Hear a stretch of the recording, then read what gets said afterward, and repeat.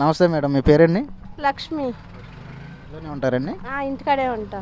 మరి అప్పుడు జగన్ గారి ప్రభుత్వానికిను కూటమి ప్రభుత్వంలో మీకు ఎలా ఉంది? చాలా తేడా ఉంది. అప్పుడు నాకు కొంచెం వికలాంగులు ఆయన వచ్చినప్పుడు మాకు పింఛన్ వచ్చేది కాదు. ఇచ్చేవాళ్ళు కానీ ఆయన ఇచ్చినట్టుగా ఈయన ఇవ్వలేదు. ఈయన కరెక్ట్గా ఇచ్చేవాడు. ఈయన వచ్చినప్పుడు చంద్రబాబు నాయుడు వచ్చినప్పుడు మాత్రం నాకు 3,000కి 3,000 ఎక్స్ట్రా చేసే ఇచ్చారు. అప్పుడు ఇచ్చింది కూడా చంద్రబాబు నాయుడు గారు సార్ ఉన్నప్పుడు కూడా ఎక్కువే ఇచ్చేవాళ్ళు.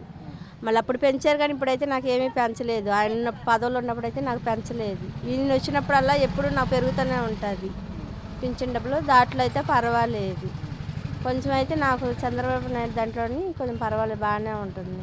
పెన్షన్ అనే కాకుండా జగన్ గారి ప్రభుత్వంలో సంక్షేమ పథకాలు ఏమైనా అందినాయి అమ్మ మీకు? ఏమీ అందలేదు, ఏమీ రాలేదు, ఏమీ ఇది అవ్వలేదు. చంద్రబాబు నాయుడు దాంట్లో మాత్రం ఎప్పుడైనా నాకు బాగానే వస్తాయి. దాంట్లో అయితే కొంచెం పర్వాలేదు. ఏదైనా స్టోర్ బియ్యం కానీ దేనికైనా నాకు ఏ ఇబ్బంది ఉండదు, బాగానే వచ్చేవి. నాకు ఆయన దాంట్లో తప్పించి ఎప్పుడు వచ్చినట్టుగా వచ్చేవి. ఏదైనా పర్వాలేదు నాకు. జగన్ గారి ప్రభుత్వం కంటే చంద్రబాబు ప్రభుత్వమే బాగుందంటారు మీరు? అవును సార్, ఇప్పుడైతే పర్వాలేదు.